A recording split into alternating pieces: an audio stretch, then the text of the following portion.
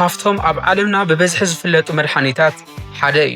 እቲ ንእሽተይ ሰማያዊ ሕብሪ ዘለዎ ዳይመንድ ኢሎም ዝፅውዕዎታ ክኒና ምናልባት ብዛዕባ እዚ ሰሚዕኹም ትኾኑ ወይ እውን ኣብ ፋርማሲታት ክሽወጥ ሪኢኹም ትኾኑ ምናልባት ካብዚ ሓሊፍኩም እውን ብዛዕባ እዚ ክኒን ምስ መሓዝትኩም ኣዋጊዕኹም ትኾኑ ግን ካብቲ ምስ መሓዝትኩም እተዋግዕዎ ልሙድ ወግዕን ብዛዕባ እዚ ክኒን ዝዝረቡ ጌጋታትን ወፃኢ እቲ ብዙሕ ዝተዘረበሉ ቪያግራ ብርግጽ እንታይ ከም ዝገብር ትፈልጡ ዶ?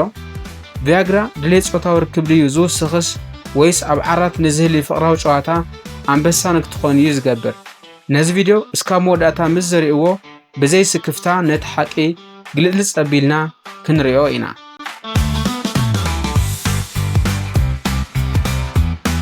ቅድም ቀዳድም እስቲ መጀመርያ ብዛዕባ ቀንዲ ዕላማ ቪያግራ ንጹር ንኹን።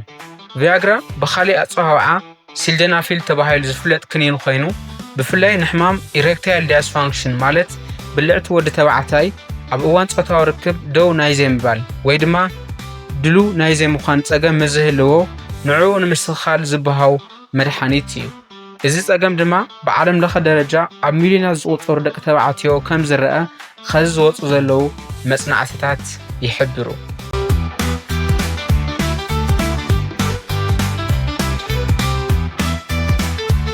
ንምዃኑ ቪያግራ ከመይ እዩ ዝሰርሕ? ቅልል ብዝበለ ቪያግራ ዋሕዚ ወይ ድማ ፍሰት ደም እዩ ዝውስኽ። ሓደ ወዲ ተባዕታይ ንጾታዊ ርክብ ስምዒቱ ምስ ዝለዓዓል ኬሚካላዊ ምልክት ናብ ብልዕቱ ይኸይድ።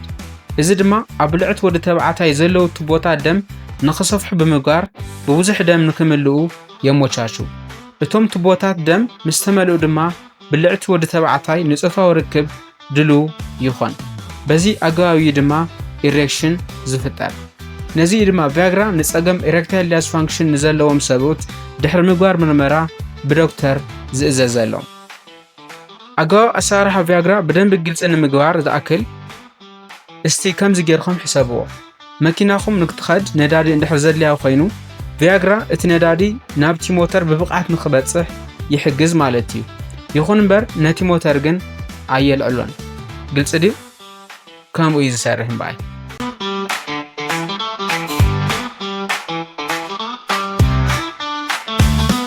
ዲዛየር ቨርስስ ፐርፎርማንስ። ንምዃኑ ቪያግራ ብቕዓት ድዩ ወይስ ድሌት ጾታዊ ርክብ እዩ ክውስኽ ዝገብር? ኸዚ ናብቲ ቀንዲ ሕቶ እዚ መደብ መፂና ኣለና። ምላሽ እዚ ሕቶ ድማ ብቕዓት ወይ ድማ ፐርፎርማንስ እዩ ክውስኽ ዝገብር። ቪያግራ ኣፍሮዲዚያክ ኣይኮነን። እዚ ማለት ጾታዊ ስምዒት ኣይፈጥርን፣ ንድሌት ጾታዊ ርክብ ኣይውስኽን ወይ ድማ ዝያዳ ጾታዊ ርክብ ንክትደልዩ ኣይገብርን። ቅድሚኡ ኣብ ስምዒት ምግባር ጾታዊ ርክብ እንተዘይ ነይርኩም ባዕሉ ናብቲ ስምዒት ወይ ድማ ሙድ ኣየእትየኩም እዩ። ምክንያቱ ድማ ድሌት ምግባር ጾታዊ ርክብ ወይ ድማ ሊቢዶ ናይ ዝተሓላለኹ ምትእስሳር ሆርሞናት፣ ስነ-ኣእምሮዊ ምኽንያታት ከምኡውን ምጾታዊ ርክብ ንምግባር እትሓስባ ዘለኻ ጓል ኣንስተይቲ ዘለካ ደረጃ ርክብ ወይ ለለ ሪሌሽንሺፕ ዳይናሚክስ ወሳኒ እዩ። ስለዚ ድማ ቪያግራ ኣብዚኦም ዘሕድሮ ዝኾነ ቀጥታዊ ጽልዋ ከም ዘይብሉ ምርዳእ ኣገዳሲ እዩ።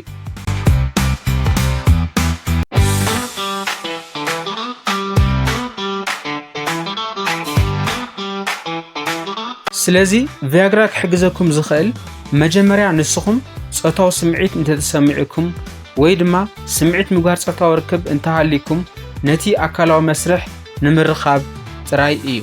ስለዚ ቪያግራ ዝኾነ ጽልዋ ክገብር እንተኾይኑ መጀመርታ ነታ ቀዳማይ ድሌት ወይ ድማ ኣካላዊ ስምዒት ክትረኽብዋ ኣለኩም። ከምኡ እንተዘይኮይኑ ግን እታ ንእሽተይ ክኒና በይና ዝኾነ ነገር ኣይትገብርን። እቲ ክገብሮ ዝኽእል ነገር እንተሃለዎ ነቲ ሓደ ግዜ ዝተፈጠረ ድሌት ምግባር ጾታዊ ርክብ ብቐሊሉ ሰውነትና ንዕኡ ዝሕግዝ ምላሽ መሃብ ጥራይ እዩ።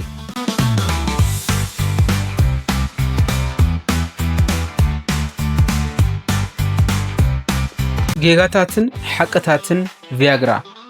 ምፍላይ ጌጋታትን ሓቅታትን ቪያግራ ኣዝዩ ኣገዳሲ እዩ። ምክንያቱ ብዙሓት ሚስኮንሴፕሽንስ ወይም ድማ ዘይቅዱስ ሓሳባት ስለ ዘለው ሓደ ሰባት ቪያግራ ብሓደ ግዜ ብቕልጡፍ ንጾታዊ ርክብ ድልዋት ከም ዝገብሮም ይሓስቡ እዮም። እዚ ድማ ጌጋ እዩ። ምክንያቱ ካልኦት ተወሰኽቲ ፋክተርስ ስለ ዘለው ካልእ ሓደ ሰብ ብሰንኪ ጭንቀት ጸገማት ርክብ ወይ ድማ ሪሌሽንሺፕ ኢሹስ ብምኽንያት ምቅያር ሆርሞናት ዝመጽእ ሕማም ኢሬክታይል ዲስፋንክሽን እንተሃልይዎ ቪያግራ ነዚ ኣይፍውሶን እዩ። ምክንያቱ እዞም ቅድም ኢልና ዘልዕልናዮም ጸገማት እዚኦም ዝተፈላለየ ኣገባብ ኣፈታትሓ ስለ ዝሓቱ እዩ። ምናልባት ዝተፈላለየ ዓይነት ሕክምና ምቅያር ኣገባብ ኣነባብራ ማለት ላይፍ ስታይል ቼንጅስ ወይም ድማ ካልኦት መድሓኒታት የድልዮም ይኸውን። ካልእ ቪያግራ ምንም ዓይነት ጸገም ዘይብልካ እናሃለየ ከም መዘናግዒ ወይም ድማ ከም ሪክሬሽናል ድራግ ምጥቃም ኣይምከረን።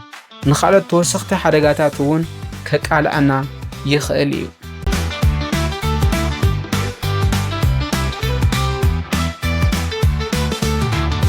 ሓቂ ንምንጋር ጸገም ኢሬክታይል ዲስፋንክሽን ንዘለዎም ሰባት ቪያግራ ኣዝዩ ጠቓሚ ክኸውን ይኽእል እዩ።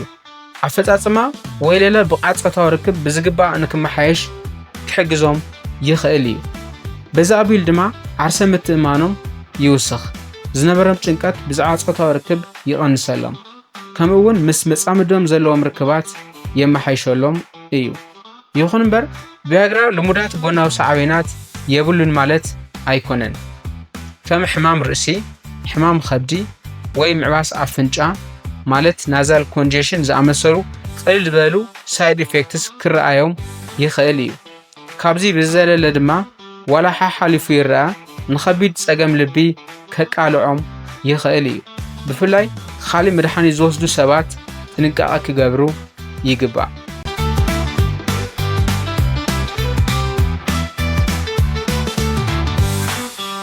ኣገዳስነት ንሓኪም ምምኻር። ከዚ ድማ ናብቲ ሓደ ኣገዳሲ ነጥቢ መጺና ኣለና። ቪያግራ ብሓኪም ትእዛዝ ጥራሕ ክውሰድ ዘለዎ መድሓኒት እዩ። ስለዚ ብርእስኻ መድሓኒት ምውሳድ ሓደገኛ ክኸውን ይኽእል እዩ። ምናልባት እኳ ጸገም ኢሬክታይል ዲስፋንክሽን እንተሃልይኩም ምስ ሓኪምኩም ተማኸሩ። ሓኪምኩም ነቲ ቀንዲ ምኽንያት ክፈልጥዎ ይኽእሉ እዮም።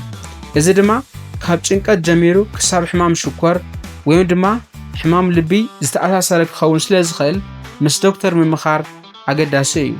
ልብስሩ እውን ቪያግራ ንዓኹም የድሊ ድዩ ኣየድልን ንሶም ክነግርኹም እዮም። ምናልባት ዘድልየኩም እንተኾይኑ እውን ዝህልዎ ጎናዊ ሳዕቤናት ከምኡ እውን ምስ ካልኦት መድሓኒታትኩም ሓደገኛ ምትእሳር ከም ዘይፈጥር ከረጋግጽልኩም ይኽእሉ እዮም። ካብዚ ሓሊፉ ድማ ካልኦት ኣገባብ ሕክምናታት ከማኽሩኹም ስለ ዝኽእሉ ንሓኪምኩም ኣማኸሩ ናይ ሎማዓንቲ ቀንዲ መልእኽትና እዩ።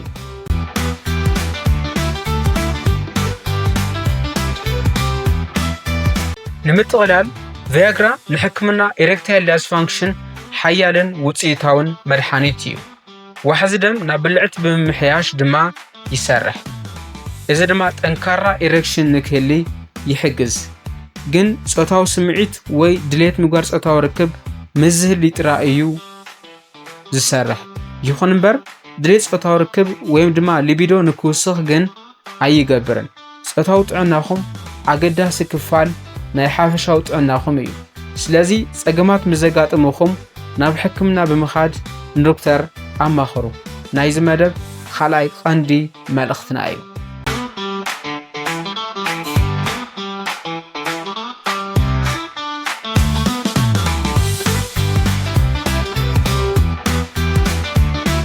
ናይ ሎማዓንቲ መደብ ነዚ ረኣኽሞ ይመስል ነይሩ። እዚ መደብ እንተፈቲኹምዎ ላይክ ግበሩ። ከምዚ ዓይነት ጥዕና መሰረት ዝገበረ ሞያዊ መብርሂ ንምርካብ ድማ ነዚ ዩቲዩብ ቻናል ሰብስክራይብ ይግበሩ። ምሳኹም ጸናሕኹ ማዕርግ እየ። ሰላምን ፍቕርን ንኹሉ ፍጡር ዝዓለም። የቐኒየለይ።